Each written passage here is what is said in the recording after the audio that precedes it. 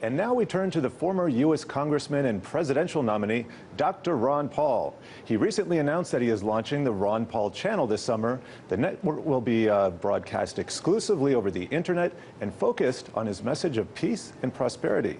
Perry Ann Boring has more. Representative Ron Paul retired from Congress last year after an 8-term stint.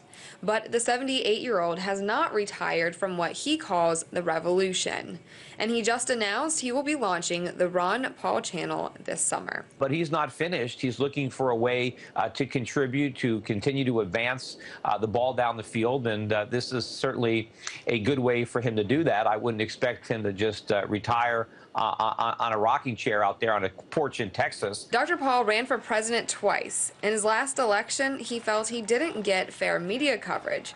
Peter Schiff agrees. I think had he gotten a fair shake, he'd have won Iowa early. He'd have won New Hampshire. He would have had a lot of momentum. He might have actually been our nominee. And I think if Ron Paul had been a Republican nominee, he wouldn't be retired now doing the Ron Paul channel, because I think he could have beaten Barack Obama and he would now be the president of the United States. So, the media, though, didn't want that to happen. His colleague Tom Woods from the Mises Institute said when Ron Paul left the campaign, he was discouraged and ticked off at the media.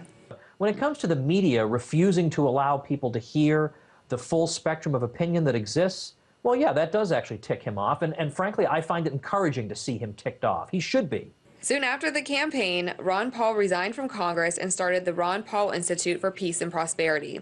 Daniel McAdams is the executive director of the Institute. The mission is to carry on and to accelerate what Congressman Paul was doing through his years in Congress and before that, working for a non-interventionist foreign policy, working for reduction in our military spending, reduction in the empire, and also protection of civil liberties at home. It's here that he is challenging the establishment. Ideas are very radical things too, and educating people and informing them about things that they've not been exposed to. It can be a very radical thing, and it can be an enlightening thing as well. During his time in Congress, he spoke out against all foreign aid, and that would include Egypt.